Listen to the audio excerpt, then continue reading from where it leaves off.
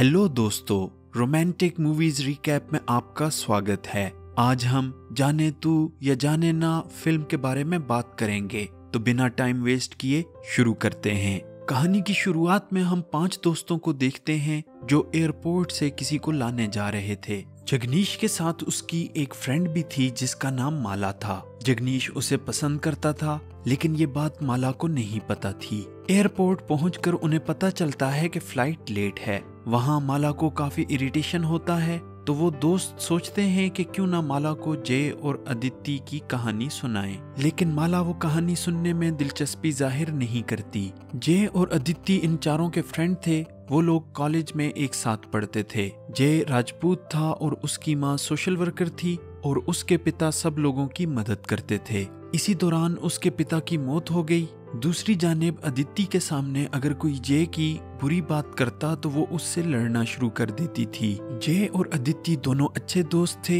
इन दोनों की दोस्ती देखकर उनके घर वाले यही समझते थे कि ये एक दूसरे से प्यार करते हैं और एक दूसरे से शादी करेंगे।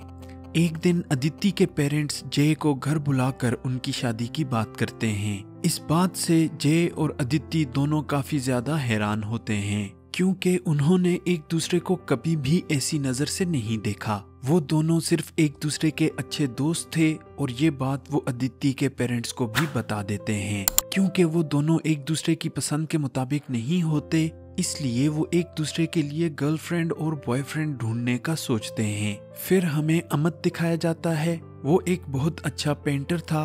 अदिति और अमित बहुत अच्छे दोस्त हुआ करते थे, मगर अदिति हमेशा अपने दोस्तों के साथ बिजी रहा करती थी। इस वजह से अमित को जय पसंद नहीं था। वो हमेशा जय के बारे में बुरा भला कहता था। ये बात अदिति को पसंद नहीं थी। फिर जब भी अमित जय के बारे में कुछ कहता तो अदिति उससे मारपीट करती। अगले सीन में हम जय को एक क्लब में देखते हैं, जहां एक लड़की को 2 लड़के तंग कर रहे होते हैं। यहाँ जय मेघना को बड़ी चालाकी से बचाकर लाता है, जिसके बाद वो दोनों अच्छे दोस्त बन जाते हैं। धीरे धीरे वो दोनों एक दूसरे को पसंद करने लगते हैं। जय को उसकी मनपसंद गर्लफ्रेंड मिलने पर उसके सारे दोस्त खुश होते हैं। अगले सीन में हम देखते हैं कि जय मेघना के साथ ज्यादा टाइम रहता है और ये बात अदिति को बहुत बुरी लगती है। वो जय को बहुत मिस करती है, लेकिन धीरे धीरे अदिति और जय की दोस्ती टूटने लगती है। फिर हम मेघना को देख पाते हैं, जो जय को अपने घर बुलाती है और अपने पेरेंट्स से बात करने के बारे में कहती है। जब जय उनके घर जाता है तो वो देखता है कि मेघना के वालिद अपनी पत्नी से रूडली बिहेव करते हैं। जय को मेघना के घर से निकलने में देर हो जाती है। इस वजह से वो अदिति की सरप्राइज पार्टी मिस कर देता है। वो रात को अदिति को विश करने उसके घर जाता है, लेकिन अदिति उसकी पार्टी में न आने की वजह से अपसेट होती है। इस बात पर दोनों में झगड़ा हो जाता है और अदिति जय को वहां से चले जाने के लिए कहती है। अगले सीन में हम अदिति को सुशांत से मिलता हुआ देख पाते हैं। सुशांत अदिति के पिता के दोस्त का बेटा होता है, इसलिए अदिति और सुशांत की एंगेजमेंट हो जाती है। अदिति को जैसा हस्बैंड चाहिए था, सुशांत बिल्कुल वैसा ही होता है। लेकिन धीरे धीरे अदिति को पता चलता है कि सुशांत एक प्लेबॉय है और उसकी और भी काफी ज्यादा गर्लफ्रेंड्स रह चुकी हैं। इन लड़कियों में से एक ऋचा थी, जिसकी वजह से सुशांत 2 मर्तबा प्रॉब्लम में भी फंस चुका था। अगले सीन में हम अमित को देख पाते हैं, जो सुशांत से पर्सनली बात करता है। हालांकि वो किसी से भी बात नहीं करता था। वो अपने पेरेंट्स के सामने सुशांत की तारीफ करता है, लेकिन अदिति को अकेले में बताता है कि सुशांत अच्छा लड़का नहीं है और अदिति को उससे शादी नहीं करनी चाहिए।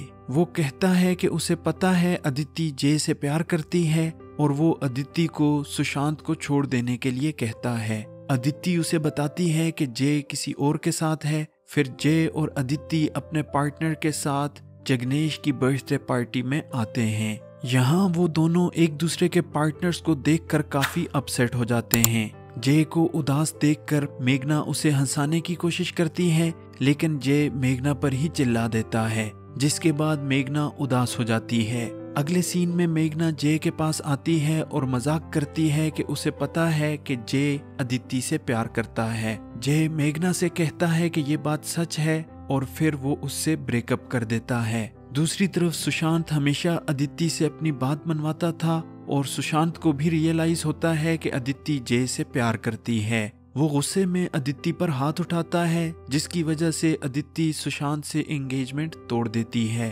वो ये डिसाइड करती है कि वो आगे की पढ़ाई के लिए न्यूयॉर्क जाएगी, लेकिन असलियत में वो जय के साथ रहना चाहती थी और ये बात अदिति जय से नहीं कह पाती। यहाँ अदिति जय को कहती है कि सुशांत ने उस पर हाथ उठाया है। ये सुनकर जय सुशांत के घर जाता है और वहाँ सुशांत को बहुत मारता है, जिसके बाद वह घारे जय को गिरफ्तार करने के लिए जाता है, क्योंकि सुशांत के पिता ने जय के खिलाफ कंप्लेन की थी। जय अदिति को रोकने के लिए एयरपोर्ट के लिए निकल रहा था। दूसरी जानिब जय की माँ के विघारे के साथ काम के मुताल्लिक कुछ अच्छा रिश्ता नहीं था, जिस वजह से वो जय के केस को सख्ती से हल करता है और जय को लॉकअप में डाल देता है। इसी रात 2 और लोगों को पकड़कर लाया जाता है और ये दोनों वही थे जो मेघना को परेशान कर रहे थे। ये दोनों जय को देखकर पहचान जाते हैं और जय से उसके पिता का नाम पूछते हैं। जय के बताने के बाद वो उसे पहचान जाते हैं और उन्हें पता चलता है कि वो और जय आपस में कजन्स हैं। जब वो जय को अपने नाम बताते हैं तो जय भी उन्हें पहचान जाता है। वो बचपन में एक दूसरे से अलग हो गए थे। वो दोनों जय को उसके पिता के बड़े बड़े कारनामों के बारे में बताते हैं, जिससे जय को पता चलता है कि उसकी माँ ने आज तक जो भी उसके पिता के बारे में बताया वो सब झूठ था। इसके बाद जय उन्हें कहता है कि उसे यहाँ से निकलना है, तो वो दोनों जय की मदद करके उसे जेल से निकाल देते हैं। इसके बाद जय एयरपोर्ट जाता है, जहाँ जय को उसकी माँ देख लेती है। वो समझ जाती है कि जय भी अब अपने पिता की तरह राजपूत बन चुका है, जिसके बाद वो घर चली जाती है। दूसरी जानिब अदिति न चाहते हुए भी न्यूयॉर्क जाने के लिए तैयार हो जाती है। जय अदिति को एयरपोर्ट में ढूंढने लगता है। सिक्योरिटी तोड़ने की वजह से उसके पीछे पुलिस पड़ जाती है। जहां पुलिस उसे पकड़ लेती है, वहां जय को हम एक गाना गाते देख पाते हैं। पहले गाना था कोई। जब ये गाना अदिति सुनती है तो वो जय की तरफ आती है और दोनों का मिलाप हो जाता है और इसी के साथ ये शानदार रोमांटिक फिल्म यहाँ खत्म होती है।